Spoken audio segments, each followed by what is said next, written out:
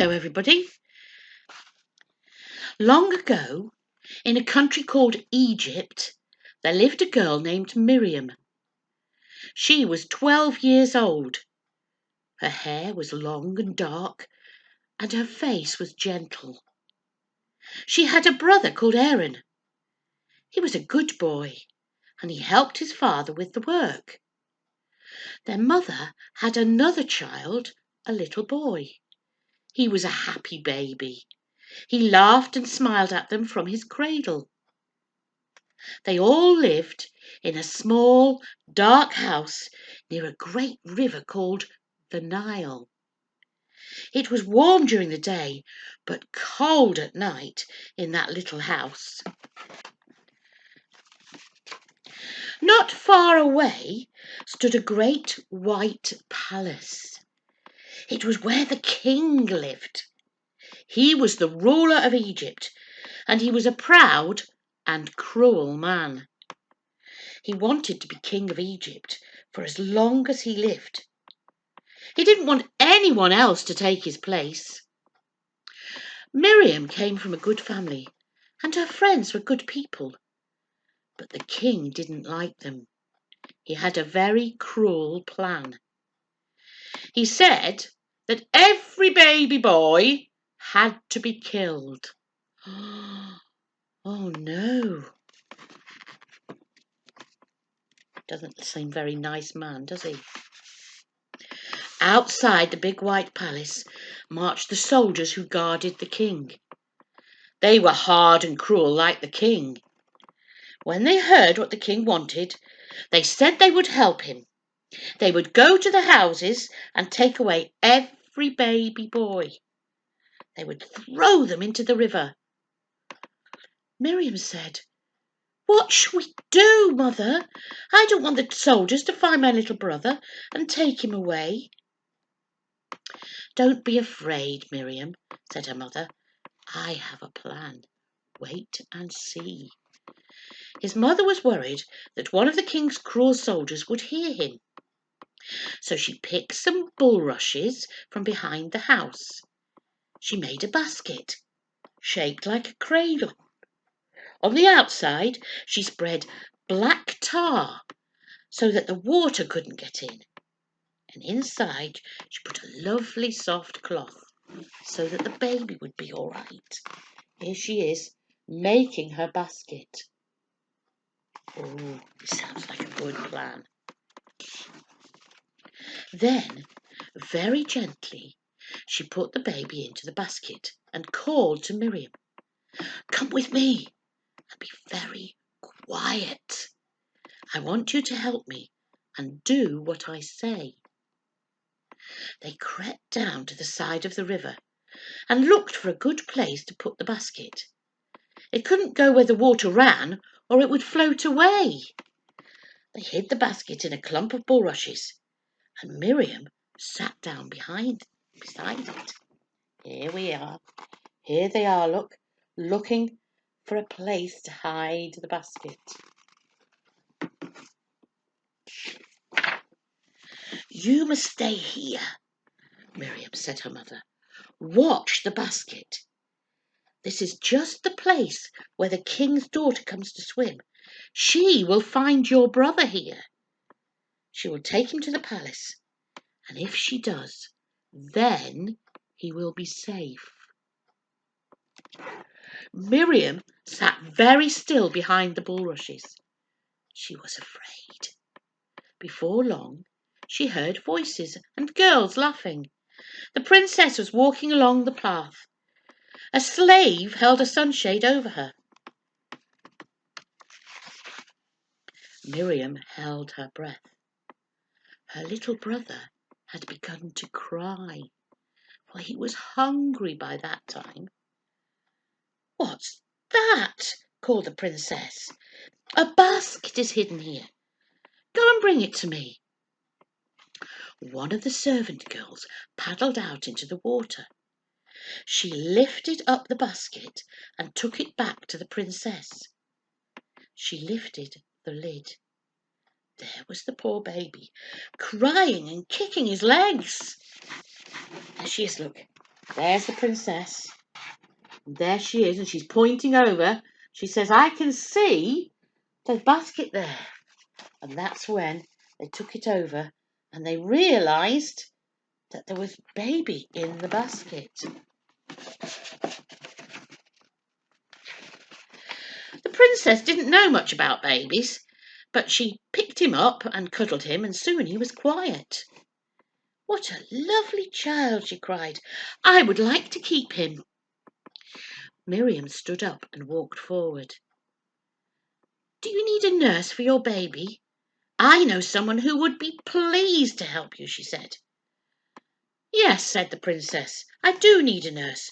Will you bring her to me? Miriam ran home and told her mother what had happened. They hurried back to where the princess was waiting. You may take him away and look after him, said the princess to Miriam's mother. I shall see that you are paid. When he's older, you must bring him back to me. So Miriam, the baby, and their mother went back to the dark little house.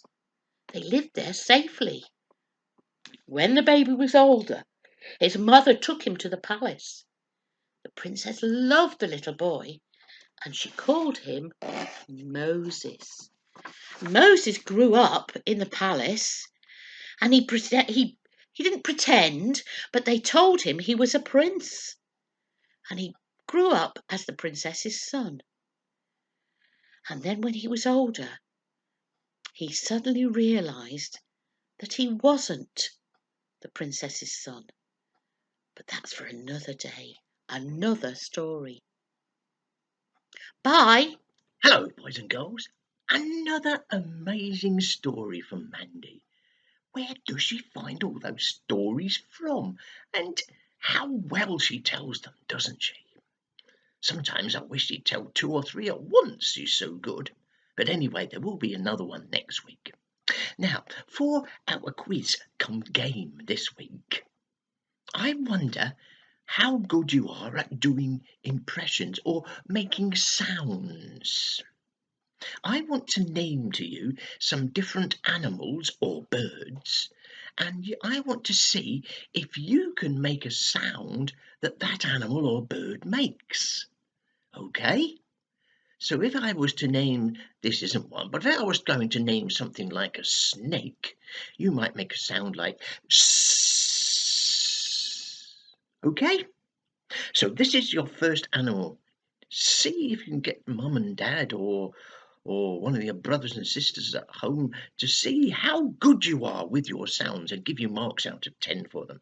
The first one is a farmyard animal, and it's a cow. How does a cow go? I can almost hear you doing it now. Go for it. That's it. Do those cows. Mm. Mm. Mm. Moo. Excellent. And now here's another one, another farm animal. These ones are sort of white colour usually, sometimes they're black, and it's all woolly. Yes, of course, it's a sheep. What kind of noise does a sheep make? Go on, go for it, have a go. Ba- ba- ba- Can you be a sheep? See what sheep noise you can make. Fantastic. Okay, here's another animal. Well, actually, it's a bird that sometimes you find on farms as well. Okay, and this one, sad to say, sometimes we like to eat for Christmas. We like to have them for our roast dinner. It's a very big bird, but it doesn't really fly, and it just sort of wanders around on the ground making some strange noises, and it's got that sort of very funny red dangly thing on the bottom of its chin, and it's called a turkey. What kind of noise does a turkey make? That's harder, isn't it? See if you can do a turkey. I used to have conversations with turkeys when I used to go to the Wild Boar Farm at Bowland Wild Boar Park. There was a nice white turkey there, and we used to have a chat. Strangely, he disappeared before Christmas, but let's not talk about that. Are we ready? So turkeys sort of go, don't they? And here's another farmyard animal. We get our breakfast time eggs from these. Yes, chickens, hens. You could have a go at both the rooster, first of all. How does the rooster go? The cockerel, he goes, I can't do that one very well. I'm sure you can do it better than me. And then what about the hens that go clucking around picking up the seed and whatever off the ground in the farmyard? They go,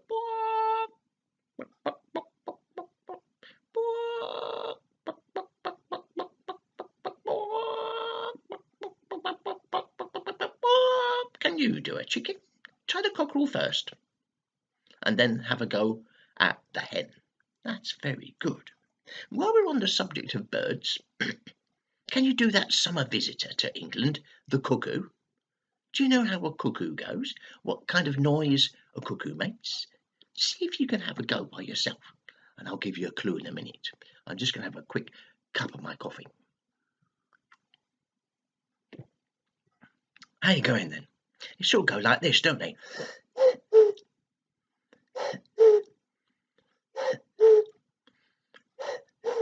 Very good.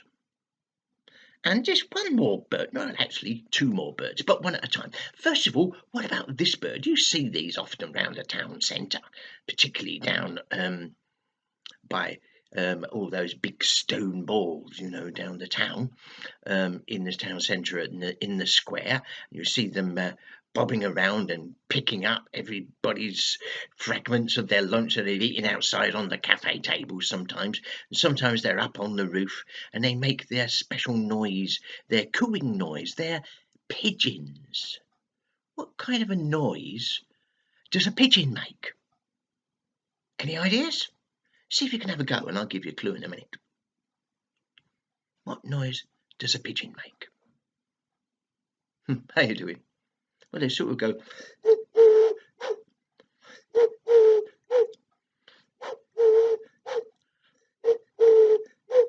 Could you do that noise? You have to bend your tongue in a very strange position, don't you, to make a noise like that? At least I do. And there's one more bird that I want to try. No, actually, two more birds. I keep getting it wrong. I can't add up. This bird we sometimes see in zoos, and sometimes people keep them in cages, but they can be quite big birds, and they can be quite noisy and messy. But they like to perch on your shoulder, and they can speak.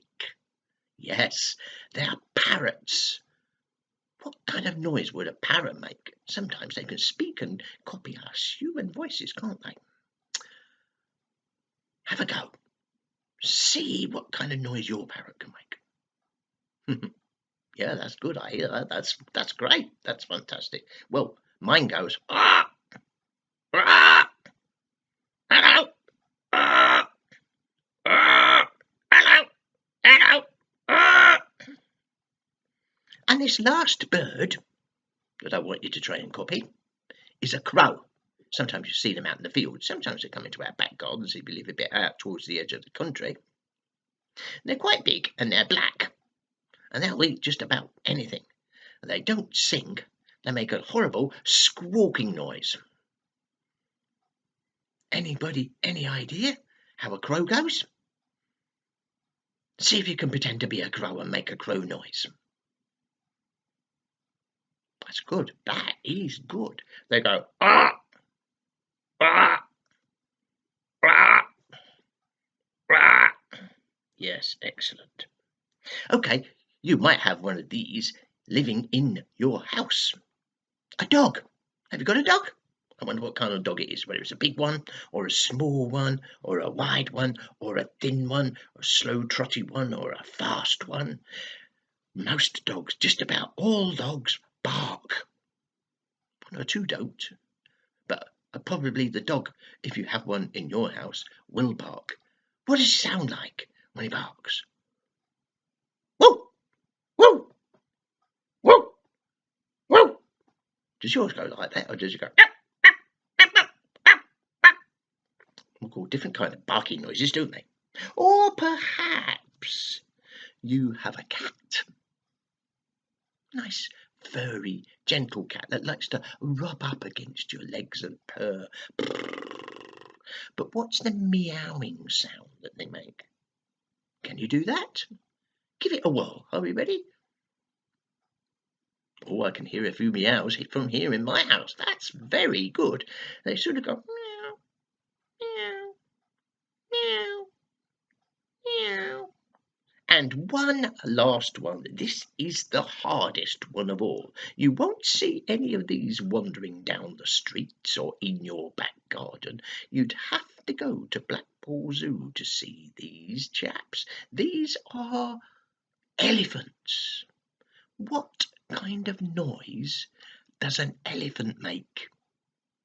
Give it a go. This is our last one, so you can really go to town on this one and do a really loud elephant noise. It's very hard, but see if you can do it. They sort of go, don't they? They sort of go.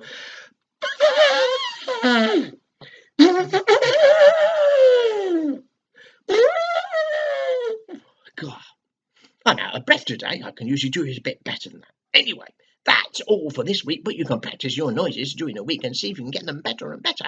And until next week, it's bye now from me, Steve.